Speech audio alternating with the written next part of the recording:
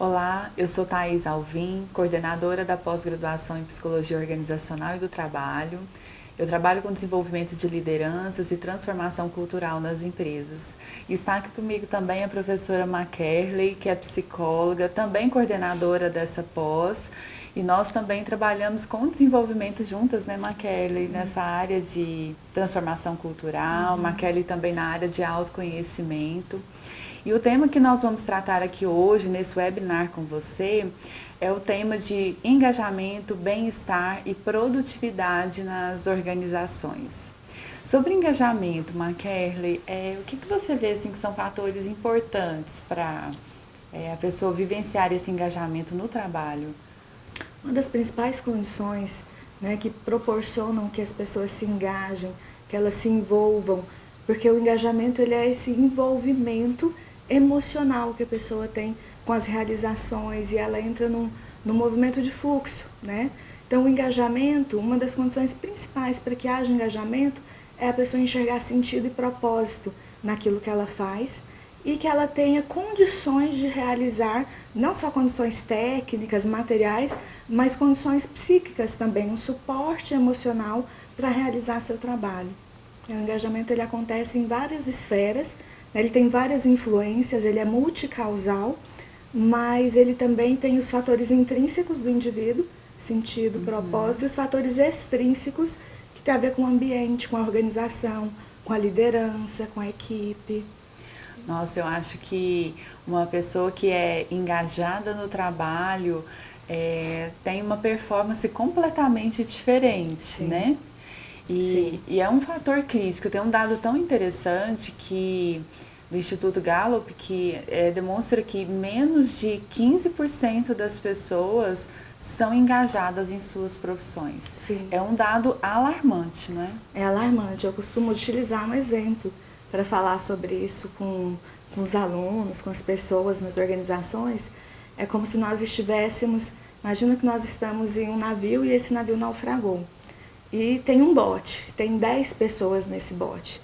Dessas 10 pessoas, apenas uma ou no máximo 2 pessoas estão comprometidas com o trabalho de vamos remar e vamos nos salvar. E as outras? E as outras 8 pessoas que estão nesse barco?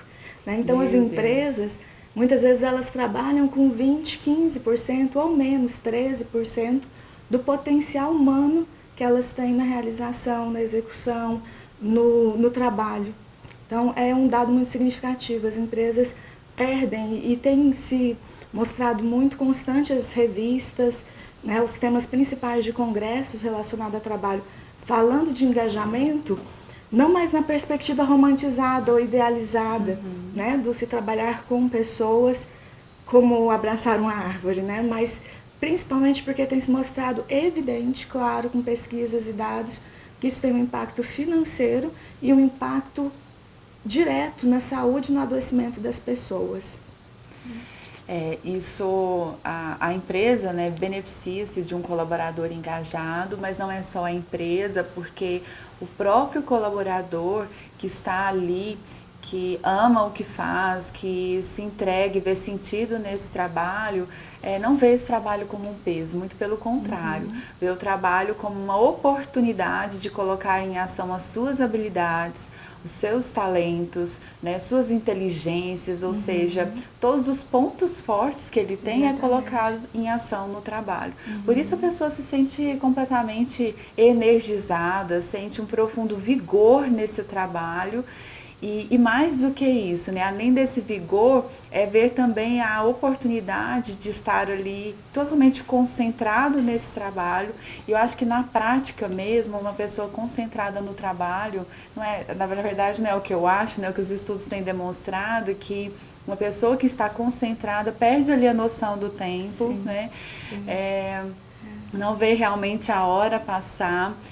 Entra nesse estado de completo fluxo, né, uma concentração profunda e se sente produtivo, Sim, né? Sim.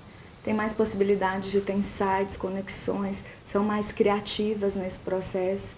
E é interessante que a psicodinâmica do trabalho, né, que é uma área de estudo sobre essas inter-relações subjetivas, ela fala que o trabalho ele não é só um fator que pode gerar sofrimento para o indivíduo.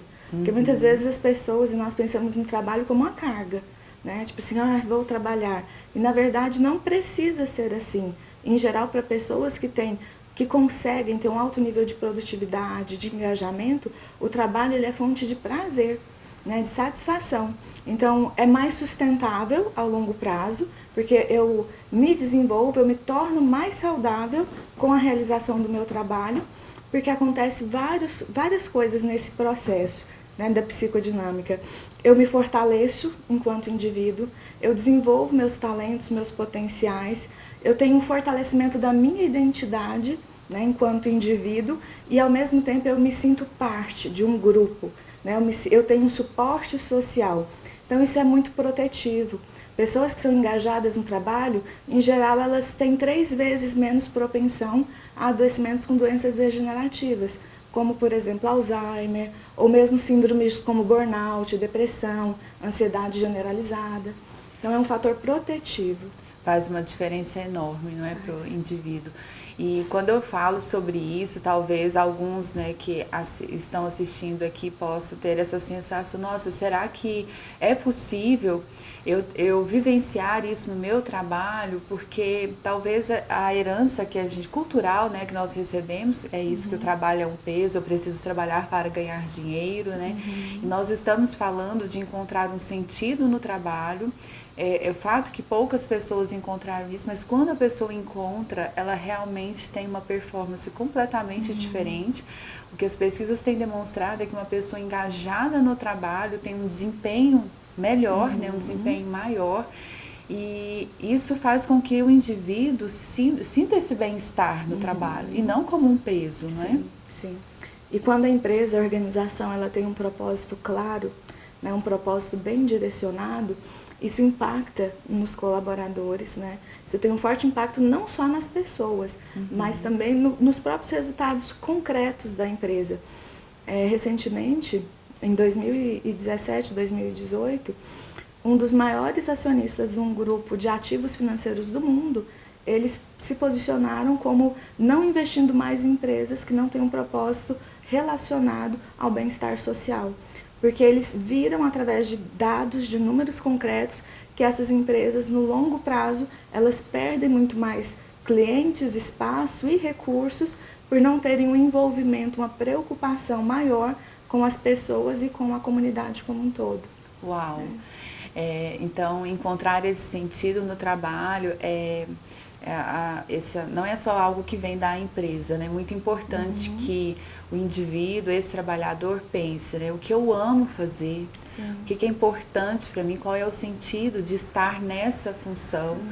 E quando a pessoa se conecta com isso, envolve muitas vezes fazer escolhas, né? Do que será que a profissão que eu escolhi até hoje é realmente uma profissão que gera significado, que eu coloque em ação essas habilidades, ou eu tenho visto essa função como apenas uma oportunidade de ter dinheiro, né? Então isso muda completamente a forma de enxergar o trabalho. É interessante quando a gente fala engajamento e propósito. Quando se fala de engajamento em propósito, nós temos visto que, até um dado interessante que saiu recentemente na revista Exame, que uma pessoa que encontra o sentido no trabalho é 5 vezes mais engajada do que aquela pessoa que está ali por N motivos, menos porque encontrou esse sentido no trabalho. Sim, em geral por motivações externas extrínsecas, né? Isso. Você citou o Instituto Gallup, que é um instituto referência em pesquisa sobre engajamento americano. Eles têm uma pesquisa muito interessante que deu origem a um livro que eu gosto muito, que é Descubra Seus Pontos Fortes. E nessa pesquisa eles revelam que, uma pesquisa com um número enorme de participantes, mais de 2 milhões de participantes, que as pessoas que conseguem se destacar, conseguem ter melhores resultados e se sustentam nessas posições no longo prazo, são pessoas que identificam seus pontos fortes e utilizam e trabalham utilizando essas características. Então, é uma mudança de perspectiva muito grande, porque a gente, a princípio, foca muito em desenvolvimento de pontos fracos, né? E quando você identifica um propósito, um sentido, e utiliza seus melhores potenciais, seus pontos fortes nessa direção, você se destaca, você sai da linha média, mediana, e você consegue realmente resultados incríveis e uma satisfação, porque aí não é só o resultado, mas é uma satisfação intrínseca, interna, com a realização, que você está fazendo algo totalmente conectado com o meu propósito, com o meu sentido e com as minhas habilidades. Sim, e pensar em habilidade é muito importante também avaliar qual é o desafio que existe nesse trabalho, pensando nessa correlação, né? O estado de fluxo, né, que a psicologia positiva fala que é esse estado de flow, né? Esse estado de fluxo tem a ver com uma correlação entre o desafio alto com habilidades equivalentes com esse desafio.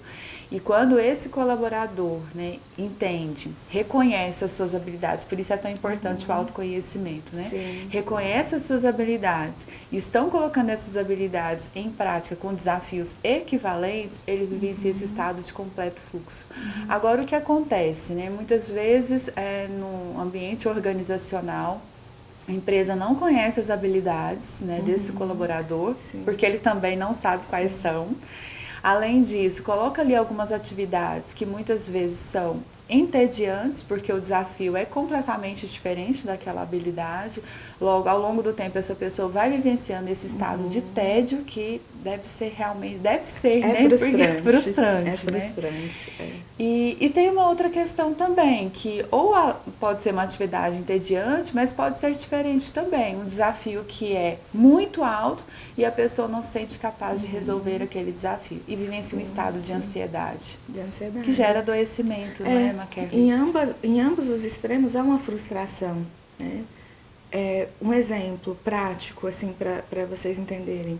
Imagine um colaborador, um indivíduo, que tem uma habilidade já bem desenvolvida de analisar dados complexos, planilhas complexas, números complexos, e ele recebe uma demanda de realizar trabalhos muito simples, por exemplo, montar planilhas simples no Excel. Isso logo para ele vai se tornar muito entediante, frustrante e gera uma ansiedade, e essa ansiedade pode inclusive se tornar um adoecimento, né? Um transtorno de ansiedade generalizada, e aí vem o desengajamento, né? Essa pessoa ela não se envolve, não se compromete com esse resultado, porque aquilo não tem conexão entre habilidade e desafio. Mas o oposto, o outro extremo, também é significativo. Quando esse indivíduo ainda não tem competências e habilidades suficientes, recebe um desafio muito maior. A princípio, as pessoas, nós tentamos corresponder, tentamos nos desenvolver, mas no médio e longo prazo também acontece ansiedade, frustração e as possibilidades de adoecimento, como o burnout, né? Que é esse esgotamento emocional em que a pessoa, praticamente ela queima, né? Toda a energia, o vigor, e ela entra num processo que ela pode ser diagnosticada com depressão, com ansiedade generalizada, mas que o diagnóstico diferencial é o burnout, porque a causa é o trabalho, né? E isso quebra muitos paradigmas quando a gente pensa em relação à escolha de uma profissão. Eu sempre tenho falado isso em sala de aula, na área pública, né? Muitas vezes a gente vê profissionais que se dedicam a estudar, né, para ingressar numa área pública, e muitas vezes olha ali a faixa salarial, mas um fator que não é levado em consideração na maioria dos casos é o uso de suas habilidades. Então se considera a faixa salarial, a estabilidade, que são fatores importantes, mas não são os mais importantes, né? E ali assumem uma função que muitas vezes é muito simples para a habilidade, competência que esse indivíduo tem, ou talvez muito diferente da área que gostaria de atuar. E a pessoa permanece por muitos anos numa função como essa e acaba não vivenciando essa oportunidade de ter um bem-estar no trabalho. Né? Sim. E isso se estende para a vida. Né? A realização, a capacidade de realização, o trabalho, né? O tempo que nós utilizamos do nosso dia a dia, da nossa vida com o trabalho, tem um impacto profundo com a nossa felicidade, com o nosso bem-estar na vida. Né? Então, se eu tenho algum tipo de comprometimento, de dificuldade, de insatisfação profunda com o trabalho, logo isso se estende para os meus relacionamentos, isso se estende para a minha vida como um todo, e aí os meus critérios, os meus índices de felicidade, de bem-estar, de satisfação com a vida, eles se reduzem. Então não fica só no trabalho. Não né? fica só no trabalho. as pesquisas da psicologia positiva sobre bem-estar, sobre os determinantes da felicidade, apontam que, por exemplo, o resultado financeiro, né, dinheiro, não tem o impacto que muitas pessoas acreditam que tem na própria felicidade. E aí muitas pessoas inicialmente falam assim, tem sim, né? Porque a gente não tem dinheiro.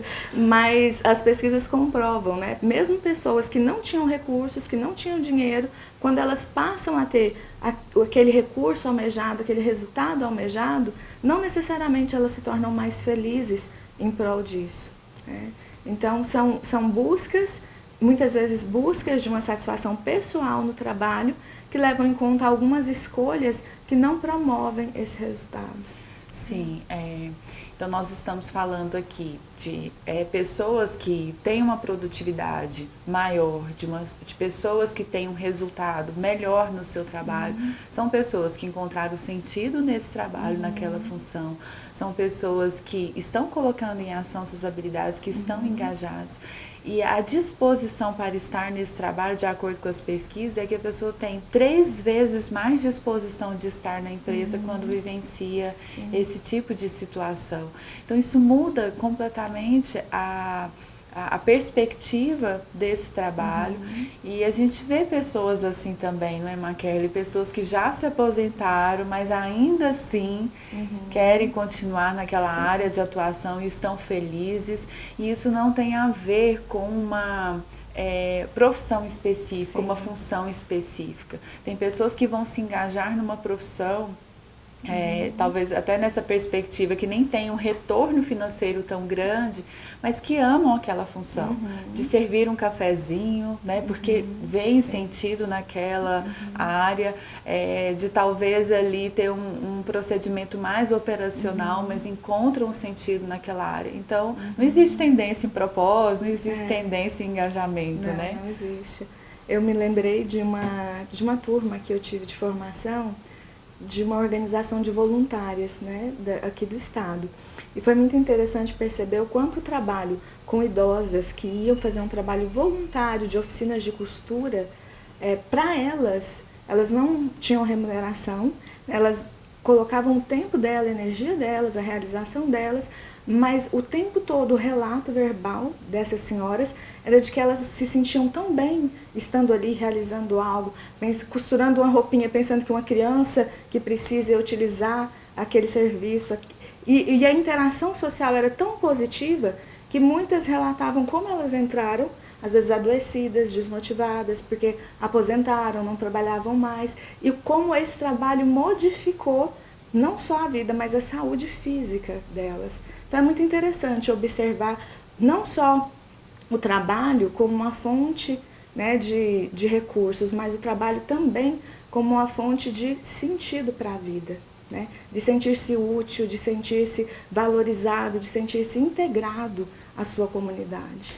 Sim, e é um assunto delicado para se falar, porque isso gera um incômodo para quem ainda não encontrou esse sentido no trabalho, e para as empresas também não é uma situação muito simples. Eu sempre tenho falado assim, quando a gente vai fazer esse trabalho dentro das empresas, né, conectar o propósito da organização com o propósito das pessoas. A empresa corre o risco de perder excelentes profissionais, porque são profissionais que são comprometidos, estão envolvidos com esse trabalho, são responsáveis, mas não estão na sua melhor performance, né? E a empresa corre esse risco de perder essas pessoas, mas é um risco que muitas empresas estão dispostas a correr porque querem pessoas com excelência nesse trabalho. Pessoas que têm uma predisposição a estar ali porque identificaram esse sentido, porque não é o retorno financeiro que é importante. O que é mais importante é a função que está sendo exercida ali. Então, a disposição para essa função é completamente diferente. A empresa ganha, o colaborador ganha. Mas, num primeiro momento, essa empresa pode perder, não é, Marquele? Acho que o líder também vai conseguindo perceber ali pessoas que não estão engajadas, e por mais que ele tente, por mais que a empresa tente motivar, não consegue, porque isso depende do indivíduo, né? Depende do indivíduo. E é interessante, Thaís, que as empresas que têm um forte senso de propósito, que identifica, aliás, que as pessoas se identificam com esse propósito, elas têm resultados concretos, financeiros maiores. Né? É como correr atrás de uma borboleta, né? Quando você não tem um propósito, um sentido, é como correr atrás de uma borboleta, buscando resultados, buscando um posicionamento de marca. E uma pesquisa da Ernst Young de 2017 mostra que empresas que têm um forte posicionamento de propósito, elas conseguem ter até 10 vezes mais resultados por dois motivos básicos, porque os clientes se engajam mais com a marca que tem um forte propósito e porque os colaboradores se engajam mais no propósito de uma organização quando ele é bem estabelecido. Então, não é uma via desconectada dos objetivos principais de uma empresa, que em geral são os resultados organizacionais. E é como se, ao fazer isso, a borboleta pousa na empresa, né? Em vez de correr atrás de algo que é intangível, como motivar as pessoas, como engajar as pessoas, isso passa por aspectos muito subjetivos, né? E muitas vezes as empresas investem muitos recursos em treinamento, desenvolvimento, recursos materiais e não conseguem ter esse resultado. É como se nós pensássemos, então, a organização como uma árvore, não é? As ações estão voltadas ali, na maioria das vezes, para o que eu estou enxergando, que é a copa dessa árvore, o tronco dessa árvore. E se enxerga ali a desmotivação, se enxerga ali muitas vezes a falta de entrega, o absenteísmo, né?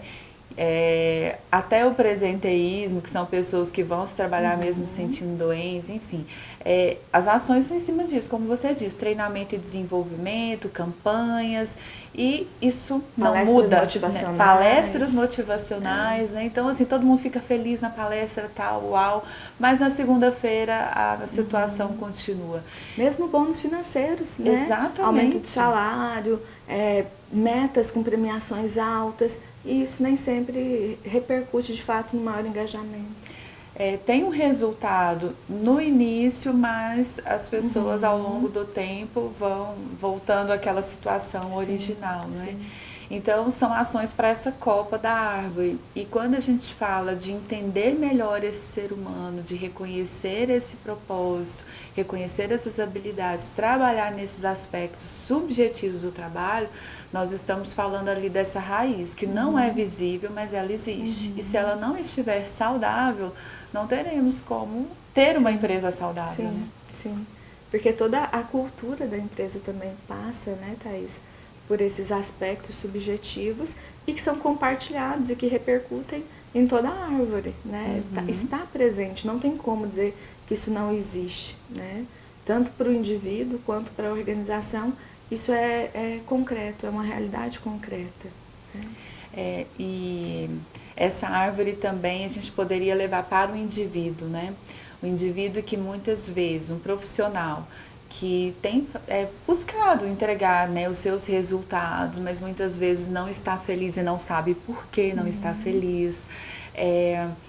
Procura, né, estabelecer metas, mas muitas vezes essas metas que foram estabelecidas por ele mesmo não são cumpridas. Então, assim, são pessoas que estão em busca de alguma melhor performance, mas não sabem como conseguir isso, né? Então, as ações continuam sendo ali no topo dessa árvore individual, mas essa raiz também não é considerada, né? Então, o autoconhecimento, né, Maquiele, você como psicóloga tem toda a propriedade para falar sobre isso, quanto isso é importante para a vida profissional. É extremamente importante. Eu costumo dizer que o autoconhecimento, ele é, antes de tudo, um empoderamento, né? Você se empodera de quem você é, enxerga o que você ainda não é, gostaria de ser, e você enxerga com clareza. E essa clareza de ver as coisas como elas são é muito importante, porque aí a gente consegue trabalhar com foco, não só na Copa, mas no todo, com foco no todo e ter um desenvolvimento sustentável, né? Então, eu me conheço, eu sei as minhas habilidades, eu sei as minhas vontades e eu me posiciono no ambiente com assertividade em direção a isso. Então, eu consigo ter mais resiliência, eu consigo ser uma pessoa mais determinada, porque à medida que eu me envolvo com esse processo de evolução, eu percebo um crescimento. E aí a gente cria o que hoje é um tema muito interessante, muito abordado, de desenvolvimento e de autoconhecimento, um mindset de crescimento, né? Uma mentalidade de crescimento. Eu não fico focado só naquilo que não deu certo, no fracasso que eu tive, ou aonde eu ainda não cheguei, né? Eu consigo enxergar esse todo, de o que eu já sou, onde eu já cheguei, para onde eu estou indo, né? E esse processo de consciência, né? Tomada de consciência, ele é extremamente relevante. Sim, e você trouxe uma questão interessante que é a resiliência, né? Nós estamos falando aqui sobre bem-estar, engajamento e produtividade no trabalho. E pode parecer meio que uma utopia, né? Falar, nossa, eu nem sei o que é isso, estou há 25 anos trabalhando, estou há 30 anos trabalhando, não sei o que é isso. Pode parecer uma coisa utópica, né? É uma questão que a gente traz como uma grande contribuição da ciência nesse sentido e o quanto isso tem ajudado as pessoas a fazer boas escolhas no trabalho. E mesmo fazendo boas escolhas, mesmo vivenciando esse propósito, esse bem-estar no trabalho, podem surgir problemas.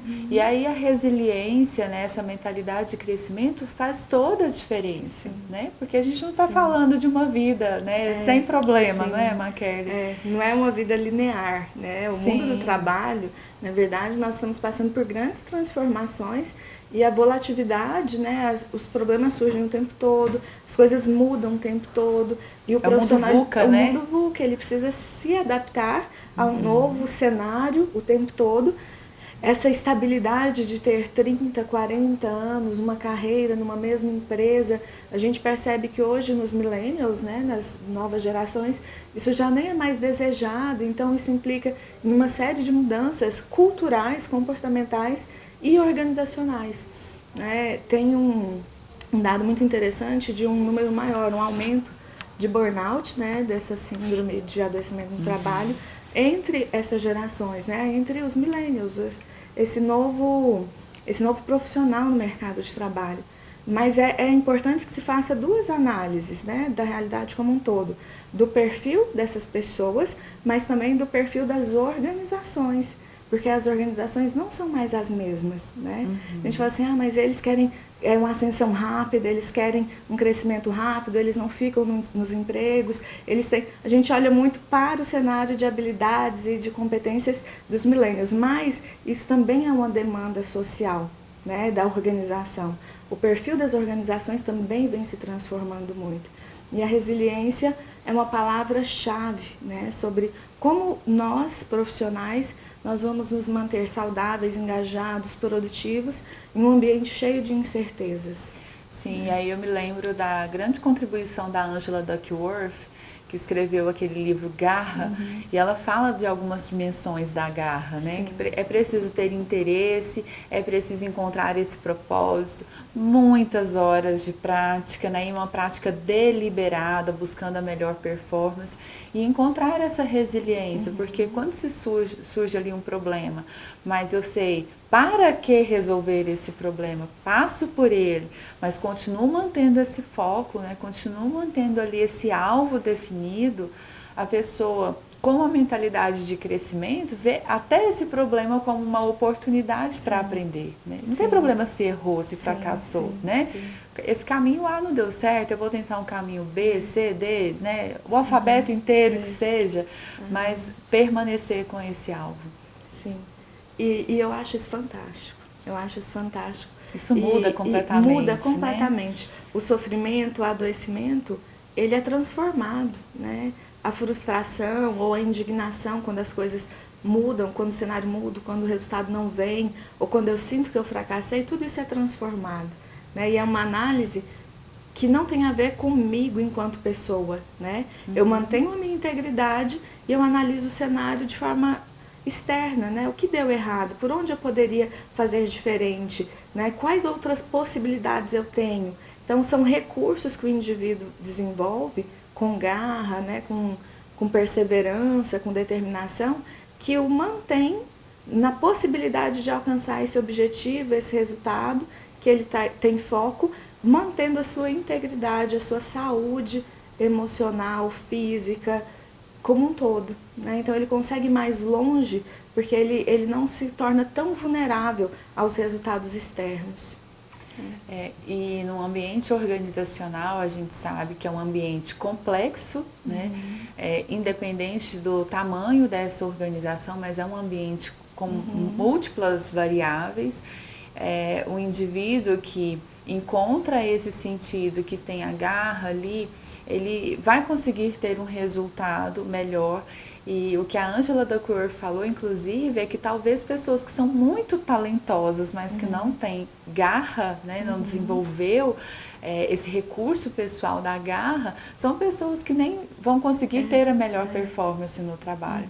E a gente está falando aqui da possibilidade desse colaborador ir desenvolvendo cada vez mais a sua autonomia no trabalho.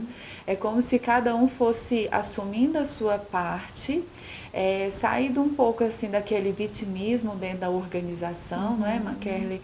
E trabalhando esse desenvolvimento, esse aperfeiçoamento pessoal. Não que a organização não tenha as suas responsabilidades, ela vai ter, mas com uma visão mais estratégica, não é?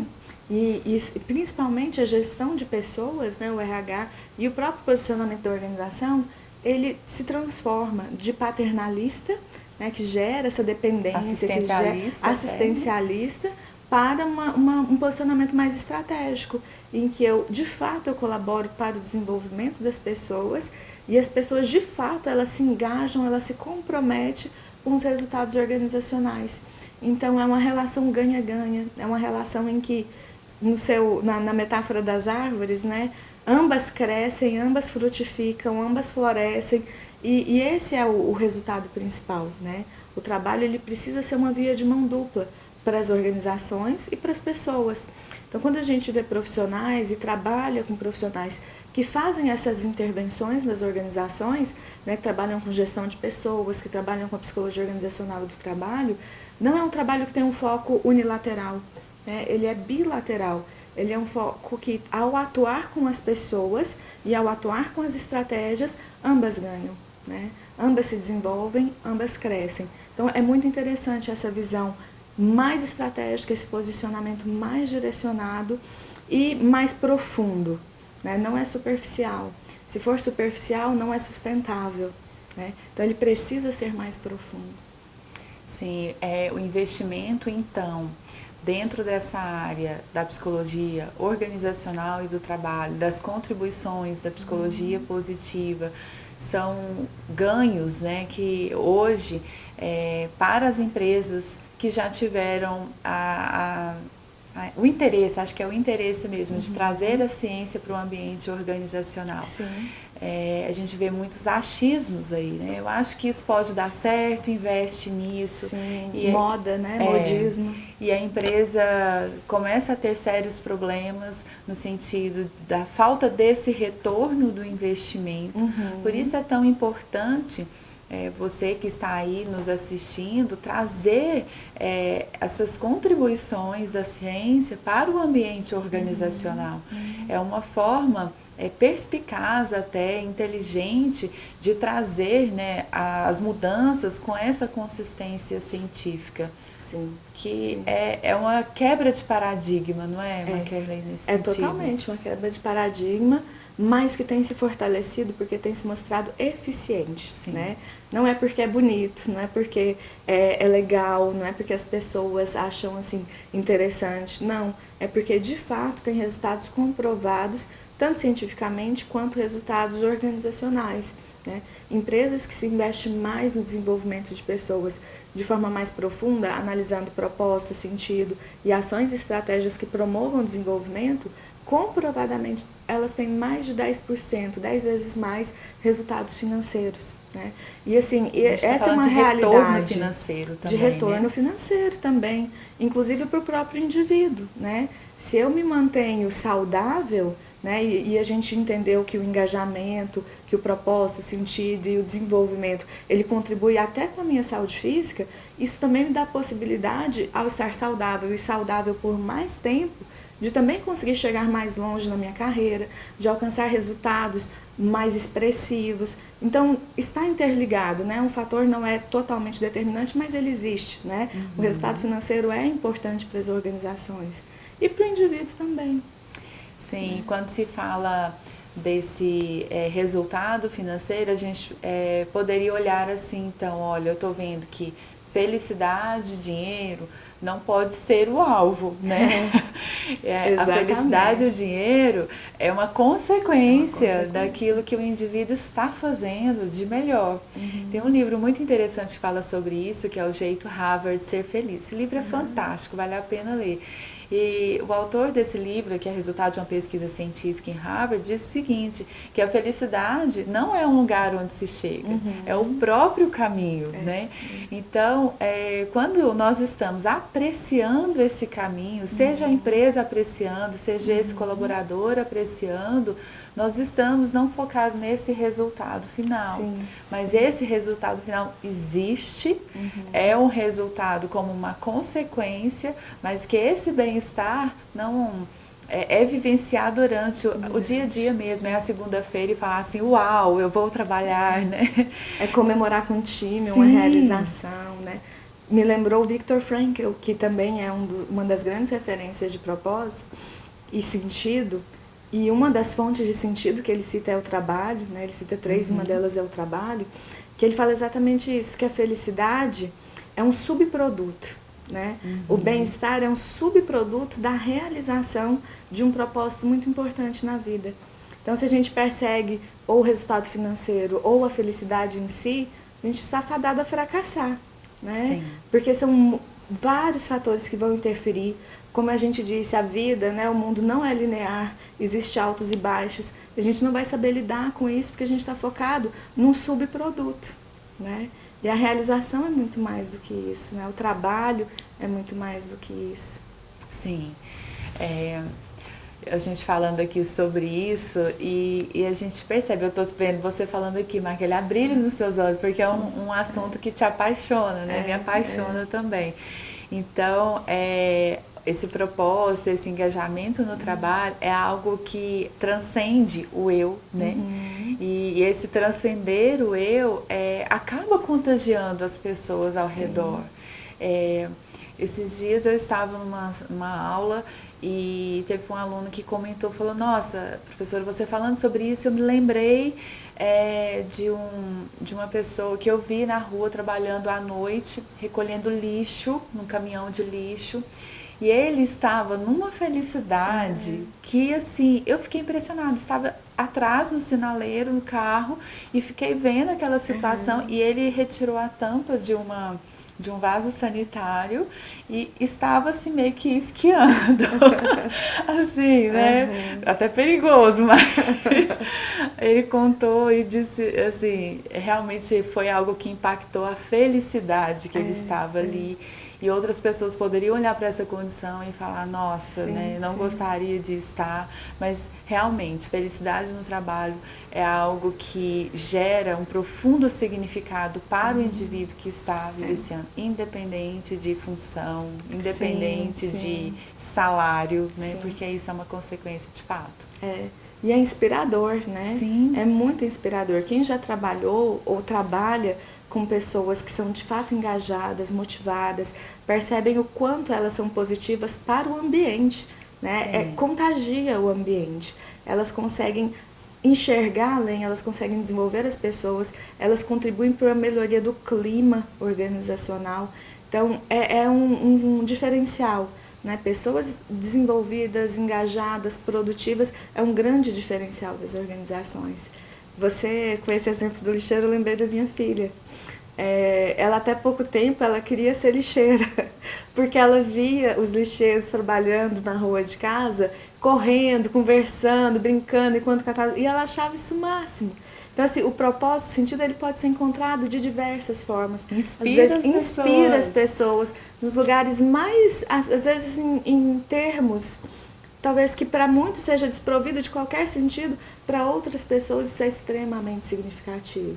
Né? Então, cada um vai olhar para a realidade e conseguir enxergar nela propósitos diferentes. Mas é importante que a organização ela seja esse suporte, esse amparo, que ela promova a saúde das pessoas. Sim, e alguns especialistas têm falado que o líder não tem o poder de engajar as pessoas, né? Ele tem o poder de desengajar as pessoas, né? A gente sabe que tem, a gente nem entra nisso. Mas esse engajamento, então, depende do próprio indivíduo. E quando a organização traz esse suporte no sentido, quero conhecer suas habilidades, quero saber o que você faz bem, qual é o sentido do trabalho para você, né? É oferecer o suporte. Sim. E aí depende do indivíduo, sim, ir lá e falar assim, nossa, eu realmente não estou aqui pelo dinheiro. Eu quero fazer aquilo que me faz bem, que eu me sinto produtivo, que eu coloque em ação essas habilidades, né? E recentemente foi cunhado um termo muito interessante, que é empresas que curam, né? Não só empresas que promovem desenvolvimento, mas empresas que de fato promovem a saúde e elas recuperam as pessoas, né? Isso é fantástico, pensar que o trabalho ele tem esse poder, tem. Né? Como líder, ele tem o poder de desengajar, mas ele também pode contribuir imensamente para o engajamento. Sim. Né? É uma das condições para que as pessoas se engajem. E na prática, esse líder pode conhecer os pontos fortes dos seus colaboradores, sim, da sua equipe, pode conhecer ali o perfil, né, comportamental. Então, muito importante que além de conhecer o seu, conheça também, sim, da sua equipe. Tem uma frase, uma citação de um CEO, que eu não me recordo o nome dele agora, mas ele fala assim, 100% dos clientes são pessoas, 100% dos colaboradores são pessoas. Então, se você não entende de pessoas, você não entende de negócios. Né? E o líder, ele precisa entender de negócios. E o pontapé inicial é entender de pessoas. Né? O que motiva a minha equipe? E a gente sabe que a motivação ela é intrínseca, ela é individual. Então, pode ser que uma estratégia motive alguns, mas dificilmente motivará a todos. Né? Então, entender essas peculiaridades, ter uma compreensão mais ampla sobre pessoas, desenvolvimento humano, aspectos subjetivos da equipe, auxiliam, são ferramentas de trabalho para um líder estratégico, um líder diferenciado.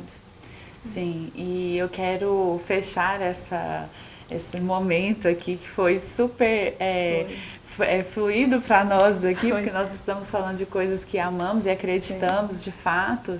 E eu quero fechar com essa frase, então, Maquele, que você trouxe, né? A importância do investimento nas pessoas. Sim. Quanto mais você se conhece, quanto mais a empresa conhece os seus colaboradores, mais as pessoas serão engajadas, mais as pessoas serão produtivas. Obrigada pela sua participação. Obrigada, até breve.